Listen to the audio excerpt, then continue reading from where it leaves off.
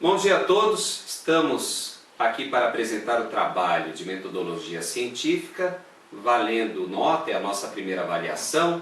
A nossa professora é a professora Marciane Zimmermann e agora nós vamos apresentar os integrantes do grupo. Eu sou Luiz Alexandre Mesquita, sou acadêmico da 7ª fase do curso de Direito do campus Biguaçu. Meu nome é Felipe Bruno Gomes, curso a 4ª fase do curso de Direito no campus de Tijucas. Meu nome é Wagner e curso a 1ª fase de Direito no Cobrasol. Bom dia, sou Ângelo Novi, estou na 1ª fase de Direito no campus Cobrasol. Todos nós alunos da Universidade do Vale do Itajaí. Caros colegas, sabemos que o que move a humanidade é a curiosidade. Alguns dizem que a curiosidade matou o gato. Ora, sabemos que os animais agem instintivamente, isto é, tudo o que fazem é com o interesse de se alimentar e se reproduzir. O homem também tem essas necessidades, mas vai além, pois também tem necessidade de aprender, de conhecer coisas novas. E foi isso que fez Aristóteles, há mais de 300 anos antes de Cristo. Agora, vamos fazer um breve histórico sobre a vida e a obra de Aristóteles, também chamado de o pai do método dedutivo, método este também conhecido por lógica aristotélica. Aristóteles foi um filósofo grego, defendeu que a experiência dos sentidos é a única fonte de conhecimento e que é através do uso da razão que se pode descobrir a essência das coisas, ou seja, as qualidades que as distinguem. Em suas obras sobre a ética e a política, sugeriu que a felicidade humana consiste em viver em conformidade com a natureza. Sua teoria política derivou do reconhecimento de que a ajuda mútua é natural à humanidade, recusando-se a estabelecer qualquer tipo de constituição como idealmente universal. Das suas obras ficaram 22 tratados que cobrem um amplo leque de matérias, tais como a lógica, a metafísica, a física, a astronomia, meteorologia, biologia, psicologia, ética, política e crítica literária. Procedente da Macedônia, aos 18 anos entrou na escola de Platão, em Atenas, onde permaneceu cerca de 20 anos até a morte de seu mestre, em 347 a.C. Nesse mesmo ano mudou-se para Assos, em Troade, onde se converteu em conselheiro político e amigo do tirano Hermias. 3 anos depois, foi chamado por Teofrasto a Mitilene, na ilha de Lesbos. Por volta do ano 343 a.C., o rei Filipe da Macedônia pediu-lhe que se encarregasse da educação de seu filho Alexandre, futuro Alexandre Magno, unificador da Grécia e senhor de um vasto império. Do preceptorado e dos 8 anos que permaneceu na corte, sabe-se muito pouco. Depois da morte do rei Filipe, Alexandre sucedeu o pai e Aristóteles regressou a Atenas, por volta de 335 anos antes de Cristo. Ali fundou uma escola, o Liceu, que ficou conhecida como a Escola Peripatética, uma vez que se ensinava enquanto se passeava pelas galerias de colunas em volta dos pátios ou dos edifícios de Atenas. Ensinou nessa escola durante 13 anos. Depois da morte de Alexandre Magno, um movimento antimacedônico foi cruel para com Aristóteles. Acusado de impiedade, partiu para Calcis, na ilha de Eubéia, onde morreu no ano seguinte, com 63 anos de idade. Aristóteles desenvolveu uma atividade intelectual enorme. Reuniu bastante material científico que lhe permitiu fazer avançar de forma prodigiosa todo o saber do seu tempo. Na poética, define a tragédia como uma imitação das ações dos seres humanos, em que as personagens se subordinam ao enredo. O segundo livro da poética, que apresentava a comédia, perdeu-se. Os 3 volumes da retórica formam a discussão analítica das técnicas de persuasão mais antigas. O último volume desenvolve uma teoria das emoções a que um orador deve apelar. Durante a Idade Média, sua filosofia começou por determinar as bases para a filosofia islâmica. mas depois foi incorporada à teologia cristã. Os eruditos medievais aceitaram sem problemas a vasta produção intelectual do filósofo grego.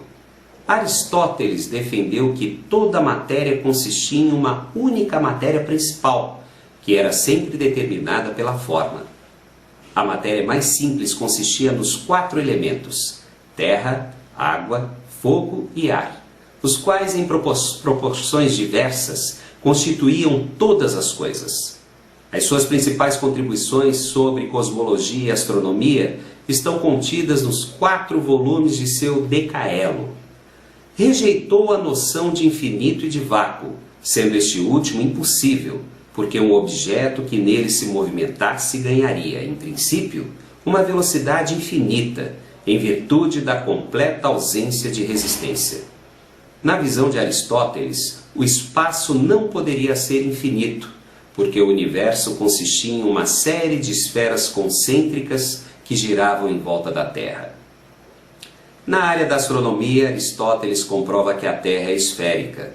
O filósofo observou que a Terra projetava uma sombra circular na Lua durante um eclipse, além de ter reparado que as estrelas mudavam de posição quando se viajava para o norte ou para o sul. Determinou que a alma era o princípio da vida, pois considerava a própria forma da criatura viva, e não uma substância que dela se separasse. Defendia que o intelecto consegue descobrir o universal, através das impressões dos sentidos, e que a alma é imortal, uma vez que transcende a matéria. Para Aristóteles, a essência da beleza era a ordem e a simetria. Agora, prezados amigos, passo a palavra para o colega Wagner, que vai conceituar o método dedutivo.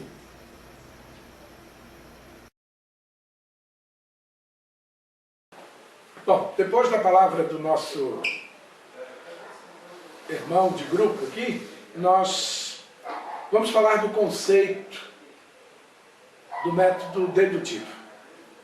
O método dedutivo é um método científico que considera que a conclusão está implícita nas premissas. Por conseguinte, supõe que as conclusões seguem necessariamente as premissas. Se o raciocínio dedutivo for válido e as premissas forem verdadeiras, a conclusão não pode ser outra senão verdadeira. O raciocínio dedutivo foi descrito pelos filósofos da Grécia Antiga, entre as quais se destaca Aristóteles. Cabe salientar que a palavra dedução deriva do verbo deduzir, do latim deducere, que significa tirar conclusões de um princípio, de uma proposição ou suposição. O método dedutivo infere os fatos observados, baseando-se na lei geral, ao contrário do indutivo, no qual se formulam leis a partir dos fatos observados. Há quem acredite, como é o caso do filósofo Francis Bacon, que a indução é melhor do que a dedução pelo fato de se passar de uma particularidade para uma generalidade. O método dedutivo pode dividir-se em método dedutivo direto, de conclusão imediata, quando se obtém um juízo, uma opinião relativamente a uma única premissa sem intermediários. E o método dedutivo direto, ou de conclusão imediata, quando a premissa maior contém a proposição universal e a premissa menor contém a proposição particular. A conclusão disso tudo resulta da comparação de ambas.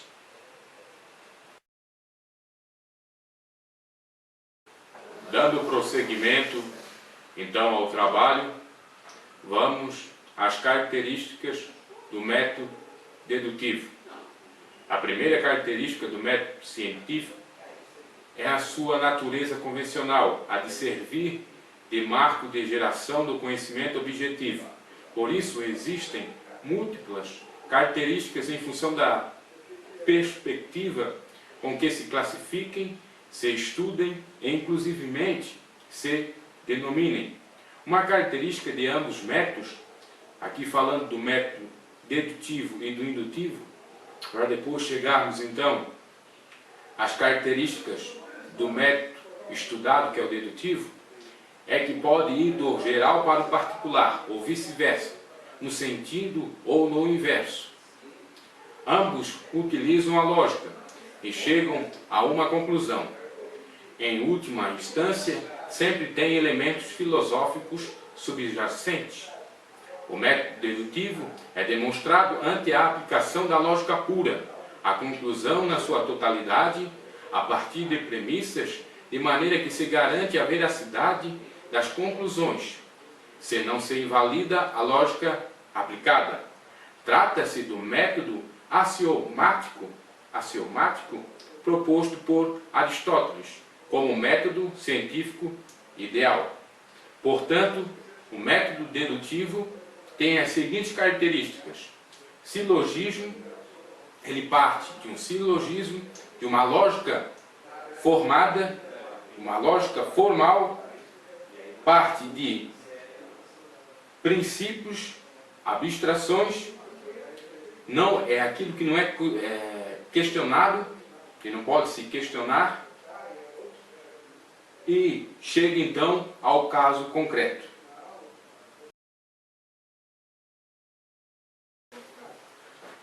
Olá, eu vou dar continuidade agora ao nosso trabalho falando sobre como o método dedutivo é aplicado na área jurídica. Faz parte das etapas da aplicação da lei.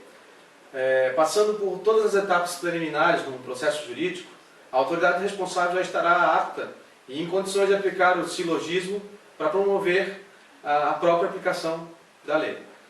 Lembrando, né, que o direito não é uma operação exclusivamente lógica, né, o juiz também contribui com as suas estimativas pessoais para o processo. A premissa maior, que seria o preceito primário, ele corresponde à própria lei, à própria norma. A premissa menor, que seria o fato, e a conclusão deve ser que a projeção dos fatos ela corresponde à sentença que o juiz vai dar. Um exemplo que a gente pode dar seria, por exemplo, no caso de um acidente de trânsito. Um motorista, que eu vou denominar aqui que seria motorista A, ele atravessa o sinal vermelho e colide com o motorista B. Nesse caso, se a gente usar o método dedutivo, no caso do julgamento, na área jurídica, o ato de atravessar o sinal vermelho, ele corresponde à premissa maior, que seria, no caso, a lei em si. O ato do motorista A, atravessar o sinal vermelho e causar danos ao motorista B, seria a premissa menor, que seria o fato. E a decisão do juiz, com base na norma, que diz, no caso, que é proibido atravessar o sinal vermelho, seria a conclusão e seria a sentença. Essa é uma exemplificação simples, de como se usa o método dedutivo na área jurídica.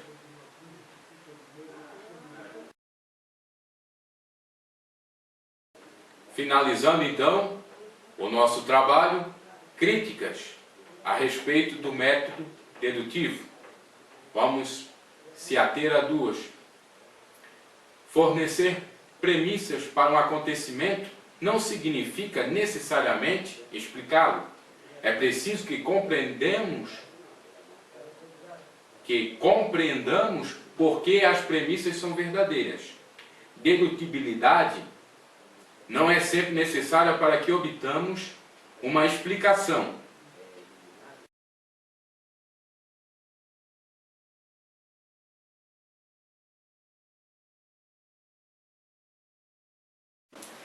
Prezados colegas de turma, encerramos aqui a apresentação do trabalho de metodologia científica. O tema do trabalho foi método dedutivo. Obrigado pela paciência e até o próximo trabalho. Bom dia. Muito obrigado. É para seguir, pô.